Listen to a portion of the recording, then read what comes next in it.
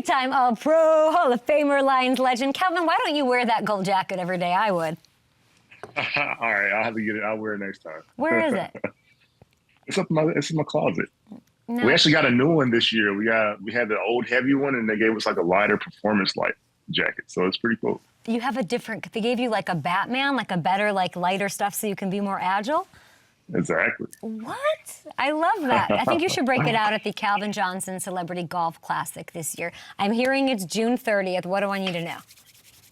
Yeah, so we're June 30th at the St. John's Resort in Plymouth, and it's actually called the Cardinals. That's the name of the course. They just redid it. And the special thing about this course is this year they'll be hosting the Live Championship for 2025, so it's very exciting. Very good. Maybe I'll get out there and actually golf this year. Come on, yeah. Took a lot of shots of tequila. Yes, that would be so fun. That's in the future. Let's go to the past here. We're coming off the Combine. 2007, Calvin Johnson. You know, you're going to be a top pick. You know that. You're thinking, I'm not going to do any drills. I don't have to. There's a little lore out here we need to straighten out. You run a 4.35 40, which I'm sure you think is not very as fast as you really are. But like, what actually happened with this story?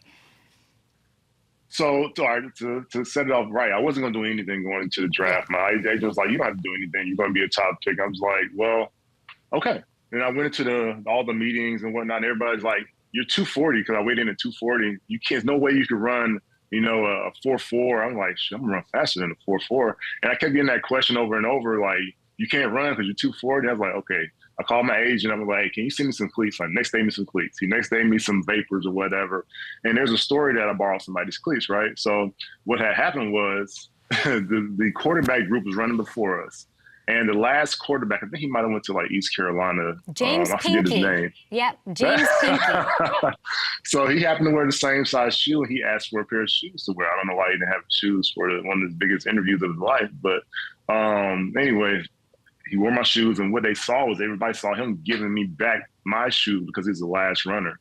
And in that process, everybody's like, oh, shoot, he didn't run with his own shoes, and he still ran a 4.35. So I probably could have, let that story roll. It ran for however long it has run. But, yeah, that was the gist of it. And here you are doing your thing. Amazing. There's guys running in the 4.3s, but they aren't doing it at 6'5", 239. This is absolutely insane. What was your least favorite part? Those meetings have to be exhausting.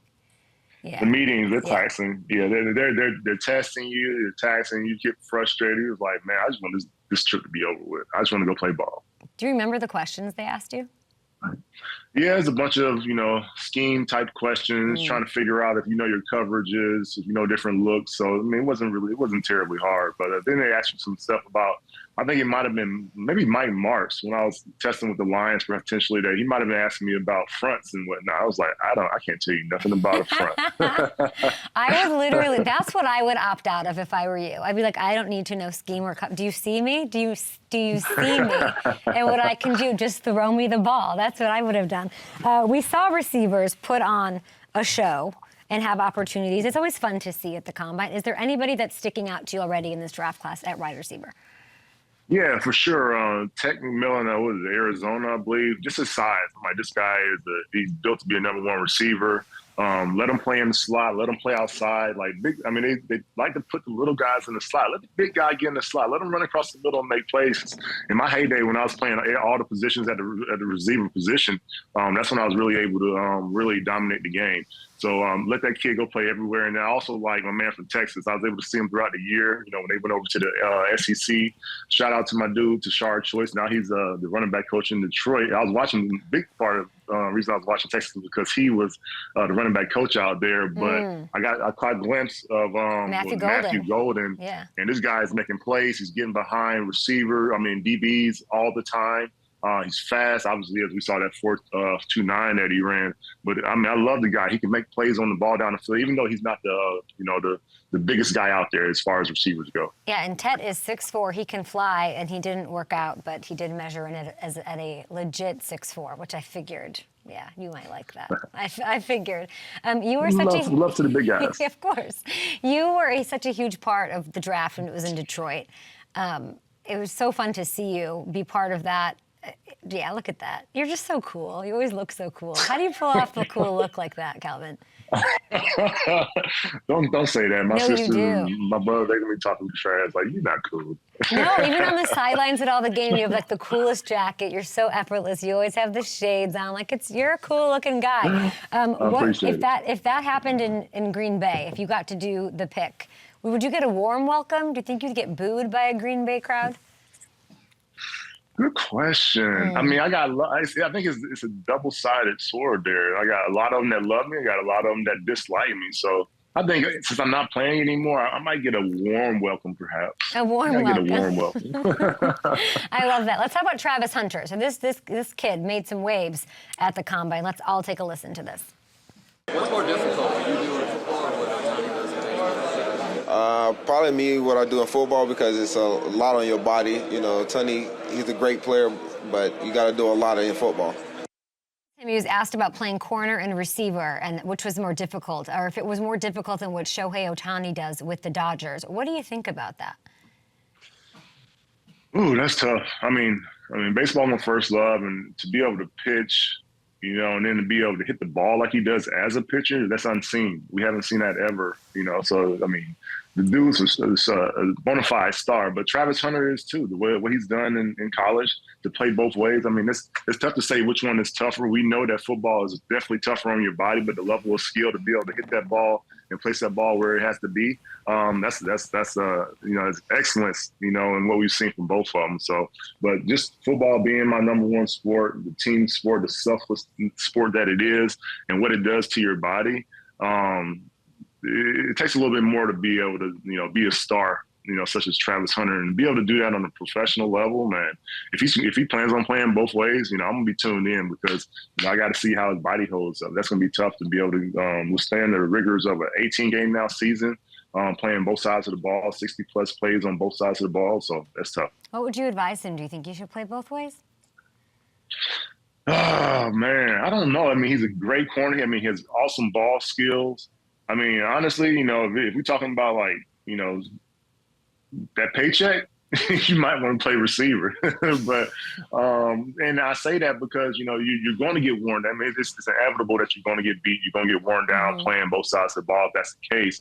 But if it's limited, if they're able to limit him and just give him a certain amount of plays, and, you know, if that's the focus, is to give him a certain amount of plays so that he can, you know, be out there when the time matters most. That might be the best way to go about it if he's going to play both sides of the ball. Is there a receiver that he reminds you of that you can, like, give a? I'm just starting to learn. I met him. I'm trying to learn more about him. Who does he remind you of? What's his stature? I'm not for sure what his stature is. I'm sure they can tell me in my ear. I'll look it up. Let's see. I have to look it up. 6'1", 180. 6'1", 180. Who does he remind me of? I don't know. Okay. I really don't know. He's built like a top corner, though. He's built like a top corner. Nobody likes to see those top corners that can run, that can turn it over with long arms, and then he got ball skills.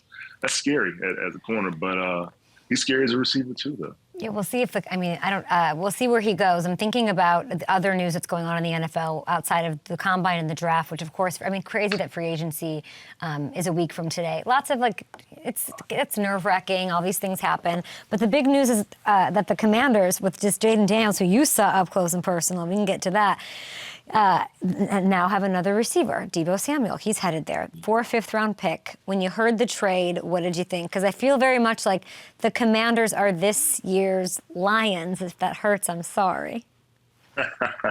It stings a little bit. Still kind of fresh. But, I mean, it's great for the Commanders. What they have there in Scary Terry, to be able to add two veteran receivers that know how to make plays, that can get open, that can run after the catch. I mean, if Deebo comes into camp and is extremely fit going into this year, I don't know what they can't do. The defense, obviously, you know, always continue to tighten that up. But on offense, man, they have a scary offense. You got two basically number one receivers out there. Just like, that's what Philly had this year. They got two number one receivers in Devonta and T. You know what I'm talking about? TJ Brown. Yeah, sorry. No, it's okay. Yeah. So, okay. Yeah. So when you watch this go down, I've had every player in the NFL, even at Super Bowl, they love Jaden. They would, Devontae Adams, before the season, I think it was like 2 weeks into the season, he was still a Raider. He was telling me, man, I really wanted us to take Jaden. I would have been happy if we got him.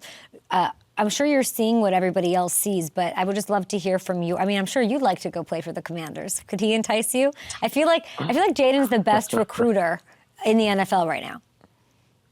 Yeah, he's very charismatic, great energy. And then obviously the kid is a baller. He's been in a lot of tough situations in his rookie year, and he's been able to overcome in a lot of those situations. Obviously, you're showing the Lions game here. I feel like we took him. I'm not gonna say the team took him for granted, but I know the atmosphere in Detroit, because spend a lot of time downtown during this football season, just to be around the vibe. We took him for granted, and not saying the team, but the city, we took them for granted. Like, this was going to be a pushover, and you can never do that in football. I assume that the team didn't do that, but they came out and they got after our quarterback early, and they were making plays. We had turnovers. It's just a bad mix. A bad mix. How do you think that affected your Lions? Is there any good in it? Like, they're going to be more motivated potentially? Like, the aftermath, I feel like they lost and went into the night and then lost their coordinators. It's going to be a tough climb here for the Lions. We'll see what they're really made of. Yeah, I mean, that's the big unknown right there. How is this new coaching staff going to come in and get these guys ready to play? But one thing I do know is that this team is a veteran team. We have guys that are able to learn from their mistakes, and we have guys that know how to win now. And I'm excited because, even though we have new coaches, we still got, for the most part, the same cast, especially on offense there. So we're going to be able to still put points up on the board as long as we have a solid coach that comes in and plays to his team's strengths and not to his own. Should we add a receiver? Let's take a look. You're mentioning those free agents, right? So we've got T. Higgins. You got, Devontae Adams might get cut by those Jets. Cooper Kupp, it's all still happening. It's a week away. Chris Godwin, Diggs, Keenan. Should they add somebody? And by the way, T. Higgins should be tagged by, if he gets tagged, it'll happen tomorrow by Cincy. Yeah. I mean, the one that excites me the most on that list is T. T has, like I said, they have two number ones over there in Cincy too. With having T over there, T can make some serious plays, especially down the field. Big guy. I love this game. Respect to all those guys on the list, but man, if they don't tag T, that would be a great addition. Even though we have we have a great core here as well. Yeah, I wonder what happens to Adams. Yeah. That doesn't seem like, maybe he follows Aaron wherever he goes next. And where's that? I mean, we're hearing about Aaron. You've always spoken highly of him. Like, you guys have had your battles together. But when you're looking at that, it's like he wants to go to the Giants. There's a world. I don't know what would you wish for him? What would I wish for Aaron? Vikings, maybe? It's wild. No, I don't want to see him in the division, honestly. I don't. Even though people don't care right now because he hasn't had the best last year or whatnot, but still don't want to see him in the division. Or at least in the NFC North, go to the Giants, help them out. They need a little assistance. Do you think that he should retire? No. To each his own, maybe I guess he hasn't had enough. I don't know. I can't call that one. Does he still have it? Does he still have the arm? Yeah. Can he still move? Does he still? Is he still an intelligent quarterback? I'm positive that he is, but he needs a fresh start. That's one thing that's for certain. People think he doesn't have it, though. I like to hear you say he's still got it. He's still got the arm. Does he have the focus? I think that's the biggest thing. Does he still focused? Maybe we could use some primitive products. Get him ready. What primitive product would you send over to Aaron Rodgers? Nothing. I would send him our permanent performance line. Nothing with THC, all CBD, just for recovery. Mm-hmm. That's all he needs. Yeah. Just to be able to recover, so he can get back to play and be his best. In his heart. In his head, his temples, just rub it everywhere. That's how primitive works.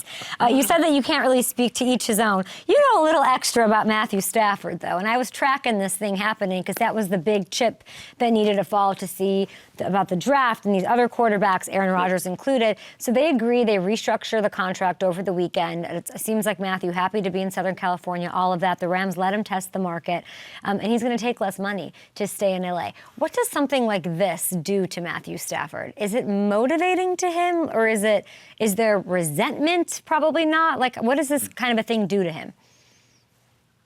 Without being behind the scenes, you would hope that, him taking less as a teammate, you hope that will rally his teammates around him. For him to be where he's at, to bring them a championship, you would hope that it wouldn't have, gone down like that. Yeah, he might have lost Cooper Kupp. Obviously, he has Puka there. So as long as they continue to, keep him with a certain level of talent around him, he's going to be able to find them. Obviously, we see he still has a throw. I mean, he could throw with his index finger. The kid has a seriously talented arm still at his age. The kid.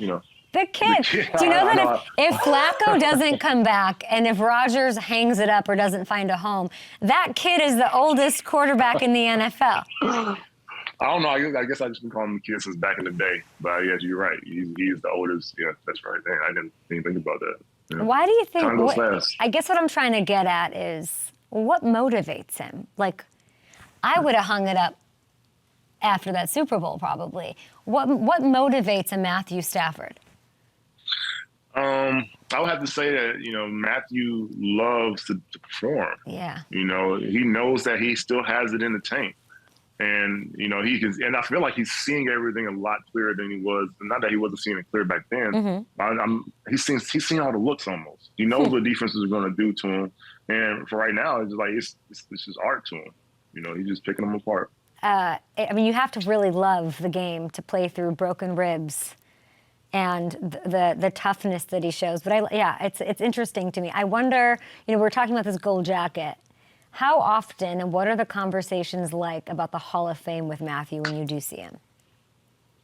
We have never talked about the Hall of Fame. I don't think we have ever talked about them. Yeah, I don't think we've ever talked about the Hall of Fame. But the kid has all the tools that he doesn't run a whole lot. But as far as that arm talent, he has it. He has the ring, So that was the one thing that was holding him back from being there. Obviously, he has the stats. So, I was fortunate to have him as a quarterback. So, does he deserve it? I think the more we watch this kid, the more it's hard to say no. Yeah, I wonder if that motivates. I'm just thinking about him and his deal, and he could just walk away, and he won his Super Bowl, and I wonder if he is thinking about his legacy. Or if he just doesn't care and he wants to just make plays because he loves it. It's interesting. I think it's a little bit of both. Definitely his legacy. He's put up the numbers. He's going to continue to pad those numbers. But, there's opportunity for him to continue to win. And, I think he's going to take it.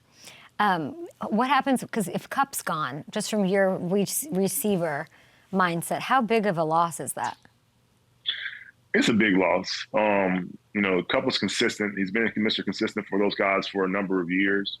But I'm imagining that Sean McVay has his eyes on somebody out there that's going to be able to come in and fill that hole. He's almost like the young mad scientist out there. So I'd imagine that he has his eyes on somebody. Yeah. You're doing everything with the golf tournament. You are obviously, having so much success with Primitive. Are you also looking at real estate in Chicago? What is this rumor that I heard?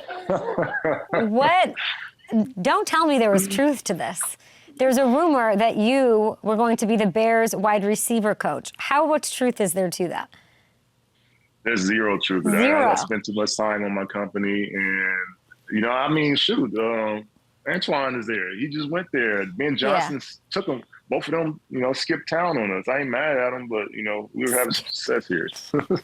Wait, but how did that rumor start? There had to be some. Was there a question? I honestly have no idea. Somebody just started something somehow, and it just, obviously caught steam and went viral. I got it. I heard about it probably a week after it started. I really have no idea. I wish I could help you on that. Nobody texts you and says, like, hey, are you doing this? You didn't find out right away? I had plenty of, that's what I got. That's exactly what I got. I got text messages from everybody, like, is this really happening? I was like, come on, guys, y'all not paying attention? Like, Antoine out there, how would I be the receiver coach? I don't know, but I just don't know if rumors just start out of nowhere. So I was very curious about that. Devontae Adams famously said on this very show that he would never play for Chicago. Is there any world where you'd go and join? Is Chicago on a list of teams that you would not want to have anything to do with? Not really. Okay. Chicago's a great city. They have a great fan base. I hated playing there, like our first game of the season, because they're crazy. If they have a decent team, it's a rowdy stadium. It's a rowdy bunch there. It's tough. They make it a tough place to play, especially with that wind swirling around there. But, for what Ben Johnson's probably going to bring to that team, I don't this is just not thinking about the Lions, but for him, just as a person, hopefully he can take that same level, what he does as a coordinator and become a head coach. I wish that for him, but just not against the Lions. But him and, Antoine, they did some great things while they were here in Detroit. And I do think that, he will be able to, build upon what they have there in a young quarterback in Caleb. They have a solid group of guys there that they can grow, that they can, build upon. It might not be this year, obviously, but you never know. It's a lot of it is in that quarterback's hand, and we know that guy has a lot of talent there. He just needs probably a little bit more direction. Mm-hmm. Spring training, my friend, is underway. Love this. You have your second season as the proud CBD partner of the Detroit Tigers. What's going on with them? I think the home opener is April 4th. It's wild. It's already here. But what's cool is that we're going to be doing a ticket giveaway. So, follow us at perimeterperformance.com. Follow my handle at Megatron. We'll have some more information on there for any loyal Detroit Tigers fans to be able to win some free tickets, be able to see us and have a good time. It's going to be a fun season. The way we ended last year, in August last year, nobody thought we'd be in the playoffs. And then those guys turned it up. I'm not going to say it was due to perimeter performance, but hey, it's our job. It's our job to keep them on the field. It's our job to keep them on the field. So they were on the field. They were doing that thing, and you're only growing and leveling up for more and more. And there's, by the way, you can follow, like you said, Primitive Performance. You're seeing it on the screen, or Megatron on Instagram for a chance to win. They're amazing products. Aaron Rodgers is getting sent some, which we're very excited about. And you are the absolute best. We will hopefully talk to you in the off season, but we will definitely do the golf vibes in the summer. Yeah, looking forward to it. You are the literal coolest. Thanks, Megatron. We will be back after this